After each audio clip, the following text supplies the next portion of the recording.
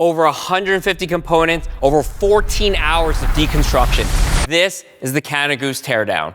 I'm Joe. I've been in manufacturing for over a decade, and I've overseen the production of millions of products all over the world. And on this show, we take apart pieces from your favorite brands, see if the quality is there, and I'll let you know if it's worth your hard-earned money. This is Industry Secrets. Welcome back. You guys requested it. We're finally getting to it. Today we're reviewing the Canada Goose Chilliwack Bomber. For this episode, we're gonna be doing some things a little bit different because this is a jacket that's been on the market for quite some time. We know it keeps you warm. That's not a question that we need to answer. What we want to go through is it worth this price point? This costs $13.75 Canadian, plus tax like $1,600. And what we're gonna also do is take this apart because I wanna show you all the components that are in a jacket like this that make it function. From the shell to the down and every bell and whistle here that you might be looking for in your next future jacket. Do you wanna do a, I'll put it on and we snap and go outside? Sure. So it's around 1 degrees Celsius right now, 33, 34 Fahrenheit. These chest pockets are actually quite nice. It's my first time having a jacket with these. Your hands naturally kind of gravitate to here. I think this is a great kind of commuter city jacket.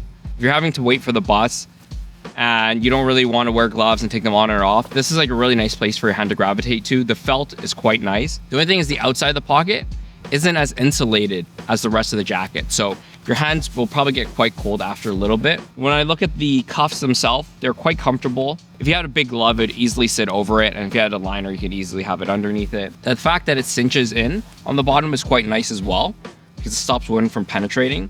The pockets themselves here, I don't know if it'll fit my phone.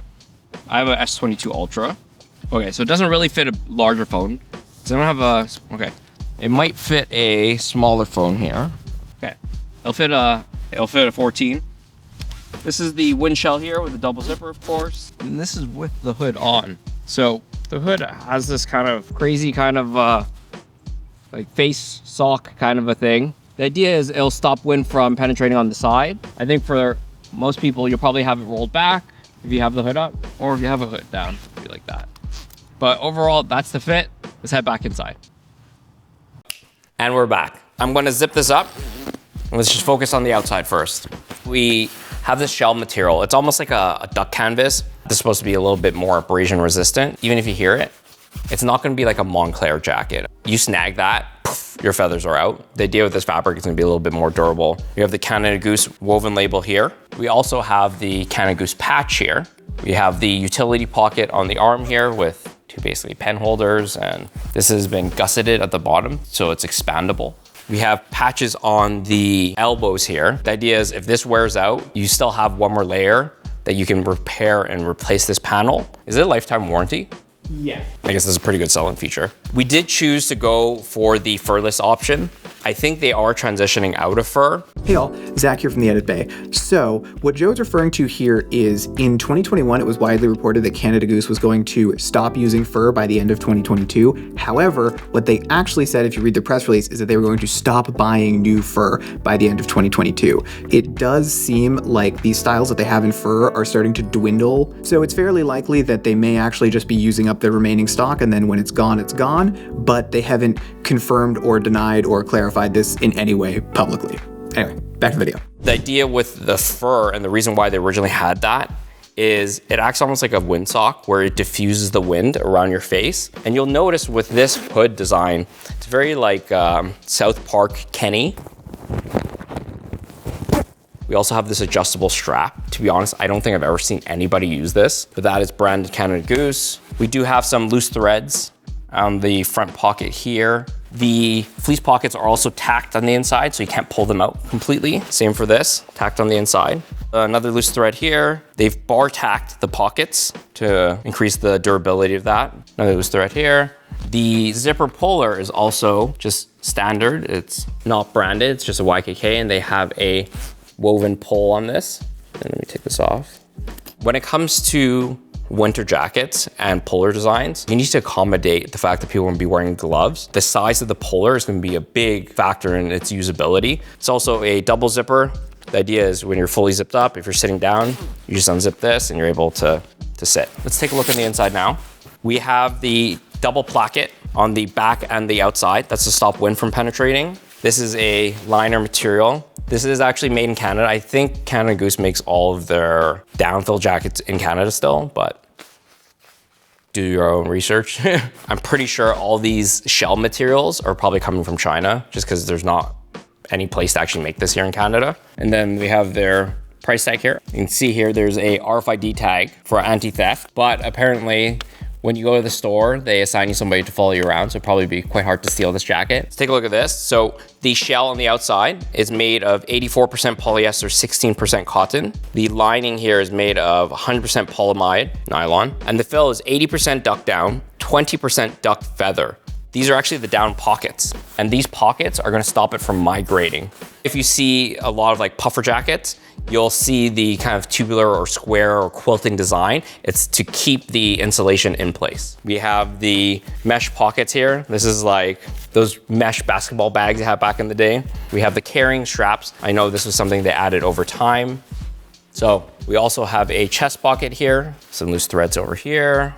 So overall, when I look at the workmanship, I think it's fairly well constructed. You know, when you look at Canada Goose, especially now, there's two camps to buy this. There's gonna be the hype beasts that are buying this purely for the brand to show off.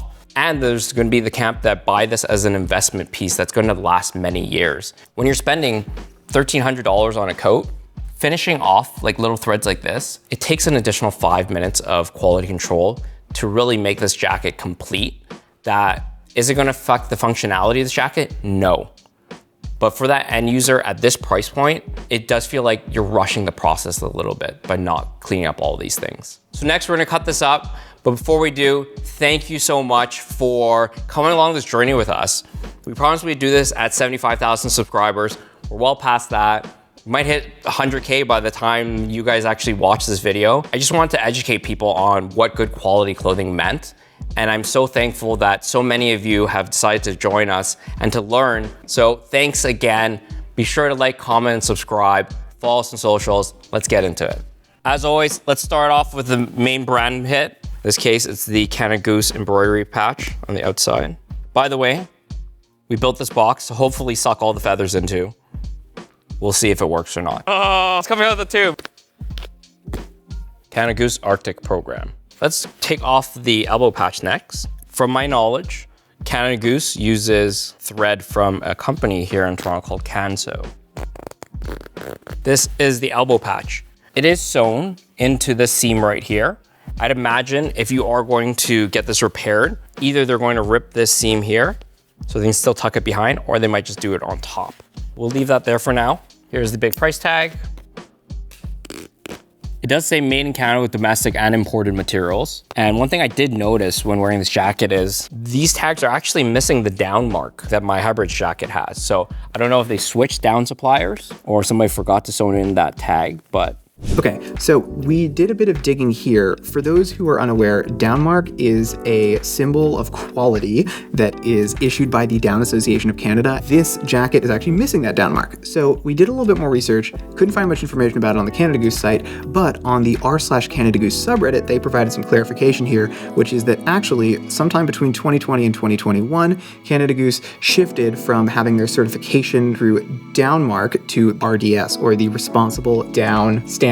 So the RDS is much more exhaustive than Downmark is, seemingly. They have this PDF on the Textile Exchange site where you can see it is 41 pages detailing all of these specifics that you need to adhere to regarding animal welfare and sustainability. So even though we originally kind of thought that this was them like cheaping out and trying to replace their down with maybe a cheaper supplier, it's actually in fact the opposite, and they're trying to hold themselves to a higher standard, which is refreshing to see. Anyway, back Joe. This label that I'm taking off right now, it's called a damask woven. Of course, we have the back patch here.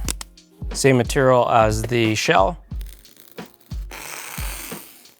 You'll see here the first remnants of the down feather pockets.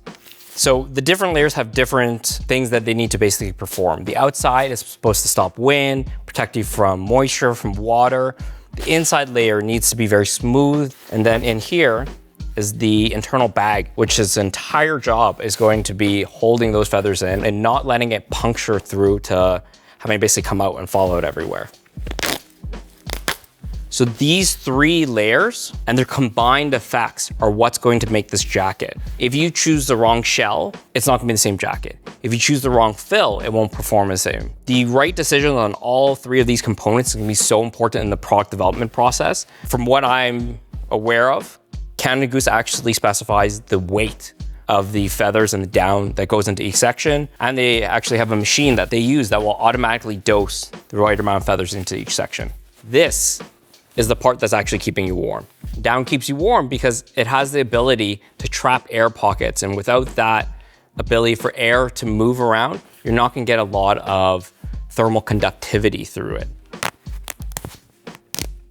Also, be sure to like, comment, subscribe, because I'm pretty sure this is probably the only place on the internet where someone's taken apart a Canada Goose jacket. Now that we've said that, someone's gonna be like, actually? Maybe not, but be sure to like, comment, subscribe anyways. And follow us here on our socials. And this is ribbing for the cuff. It's basically gonna be done in a circular knitting machine, and then they'll just cut them to length. You're gonna have basically these little flags to attach it to the body.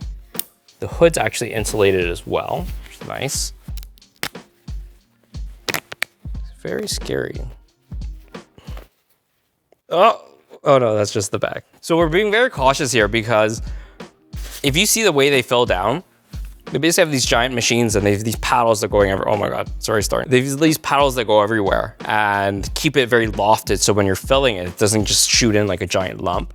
But as you can see here, I don't know if you can see here and here, down will get everywhere, which is why we created this box, and we hope that it's going to keep it all encapsulated. I'm also not wearing a mask, so I don't want to breathe in all this down. While the hood is insulated, it's actually separate than the body. These, of course, were the carrying straps. Oh, we're getting there. Oh no. Foreshadowing. I'm gonna tape that shut maybe for now. Well, I think if anything, I can take off the shell and we suck the hood out. Okay, so I'm going to open up the hood liner, and because I've preemptively accidentally poked the other side, what we're going to do is suck out the hood before we continue on. We have this chamber attached to a shop vac. Will it work? We don't know. We're gonna find out together.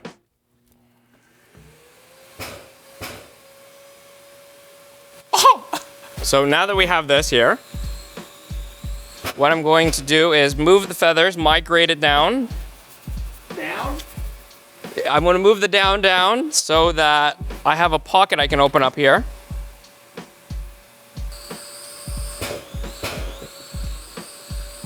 Oh, this is so cool.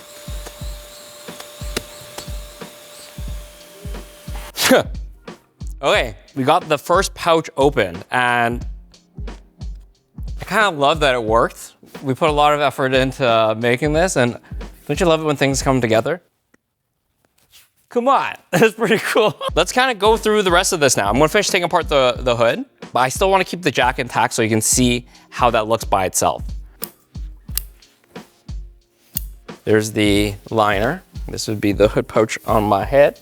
You'll see how each panel is gonna be protecting me in different ways. This one's gonna be keeping the warmth, and this, especially for a hood this large, needs to be at least a 3-panel hood. When you look at what's in there, compared to the size of the pouch, the volume is significantly higher in there, which is why these panels are actually going to be filled by weight. In the factory, they actually use badminton rackets to kind of redistribute and move the fluff around. Let's go pop, pop, pop.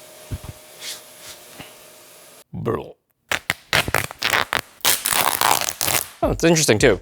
One thing I did notice here with the pouches, because the hood size is actually going to taper to the bottom, their pouches actually get larger near the bottom as well. As you see, this is quite a messy process. So we have the fur replacement panel. Okay, so we did a little bit more digging on this fur replacement panel thing, and it is mind-bogglingly confusing. So when you look at the product details on the Canada Goose website, it says that, quote, hood features a removable zipper guard for the option of changing your hood trim for a customized look and added protection. This jacket is not compatible with the heritage, or fur, hood trims. So when you look further into these accessories they're talking about, there is a marketing page on the Canada Goose website, but it doesn't really have much information, and there aren't any available for sale by the looks of it. So our best guess is that the real reason why this panel exists is so that if you wanted to, you could, in theory, have fur put into this strip, or you could buy an aftermarket strip that has fur or some kind of synthetic fur, if that's something you want. In terms of the drawstring, right over here, it's tacked in the center and then over here. So by pulling the drawstring, you're gonna be cinching these panels together, which would pull it in on your face. On the cuff here, what I did notice is it's actually a chain stitch here. They gather the material here, and then the chain stitch itself allows stretch.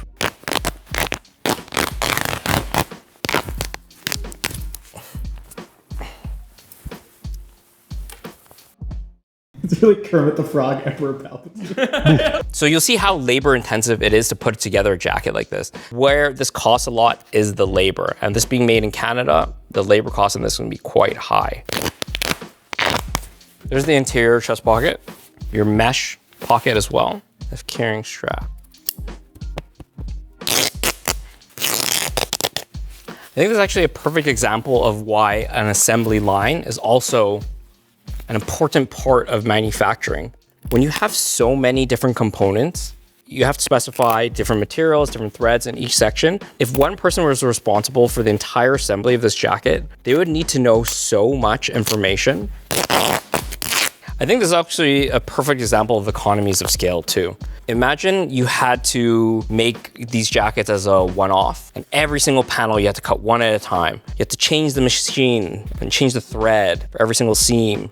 The cost of a jacket like this would just be astronomical. Just scared with the scissors to not accidentally cut into a bag. That'd be a downer. There's the next mesh pocket, more webbing. There is the last sleeve liner. This is your jacket. This is actually what keeps you warm. Very like Big Hero 6. Baybacks. There is the patch pocket, and it's called a patch pocket because it's just sewn on the outside, patched on. You see this material here? It's like a duck canvas. If you have pokey things, you're not gonna have to worry about puncturing the fabric here. This might be foreshadowing a future video that might have this fabric on it.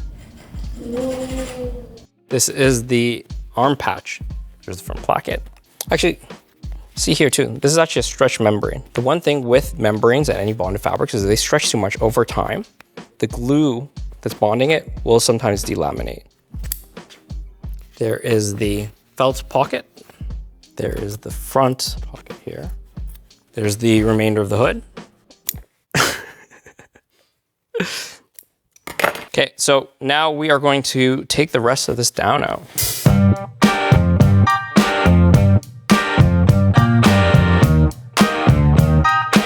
You want help? There's a lot more to go. Let's just pitch it.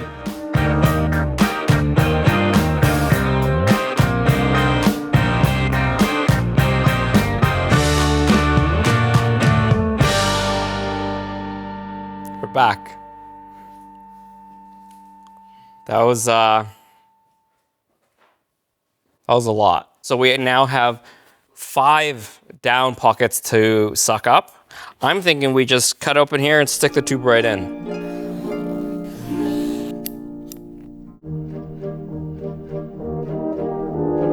It's like a popcorn machine.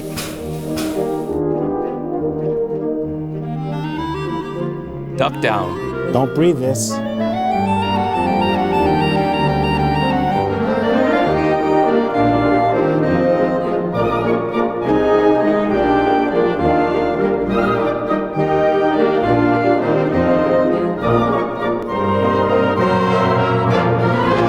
Holding my breath I've had to do in this video.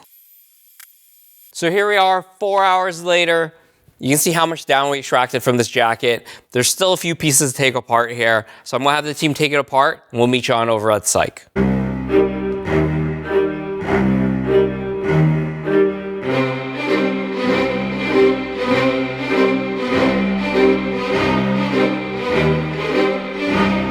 So here we are. The team took apart the rest of the jacket. Let's take a look at all the parts, Art Attack style.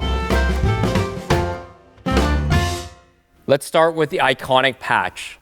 The Canada Goose patch is what we call a woven patch with a marrow finish, and this is of course sewn onto the left sleeve.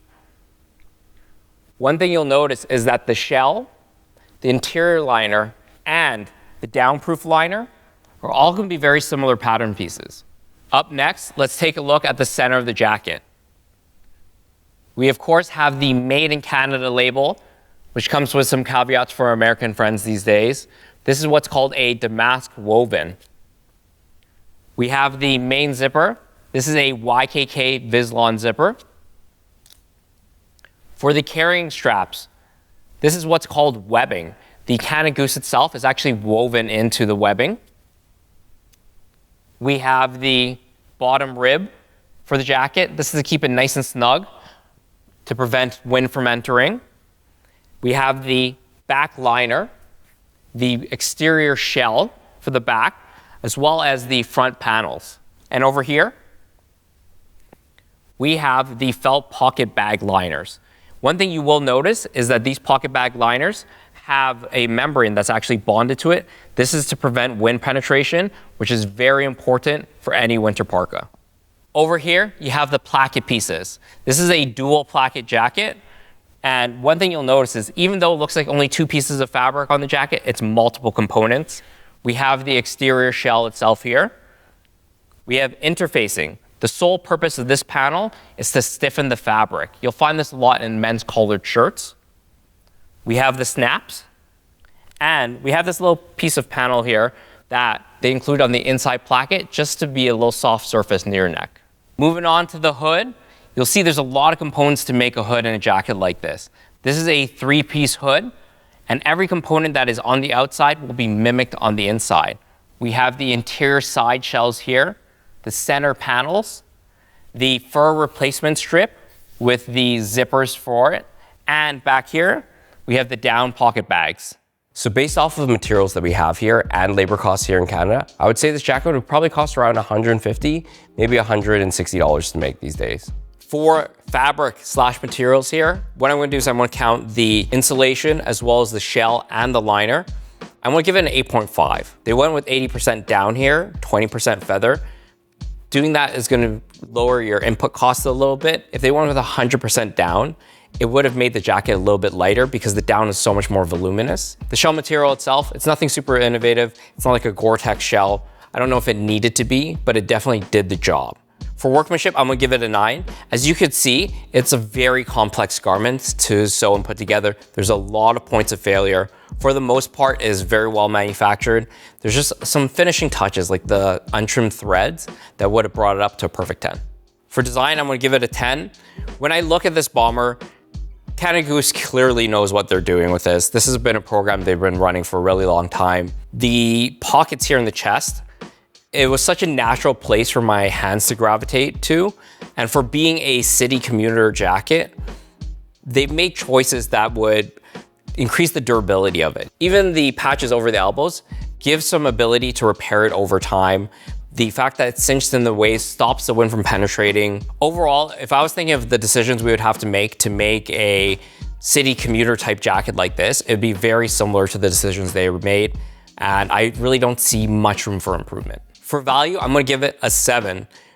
Canada Goose, when it first started out, was a very utilitarian type brand. You know, they had their Expedition Parka. This jacket, being a style they've been running for so long, it's kind of carried over those initial aspects of the brand. And clearly it's proven itself with its customer base, and it's one of their most popular styles. I know that Canada Goose also has a warranty program, so that's a great plus for those who are looking for a investment type jacket. And really at $1,300, this is an investment for most people. Where it loses some points is, I know this used to be a few $100s cheaper a few years ago. So there's clearly a luxury brand premium that has kind of slotted itself on top of its original price. And that's really just because Canada Goose has really tried to position itself as a luxury brand, so you are paying that brand premium. That being said, it's still a very functional jacket. It's still something that would last you a really long time. So that's why I'm giving it a 7. That's it for this episode. You can check out the final score down here. Be sure to like and subscribe. Let us know in the comments what other brands you want to see us take apart on this show. follow us on socials, and stay tuned to the end to see how it ranks with other brands.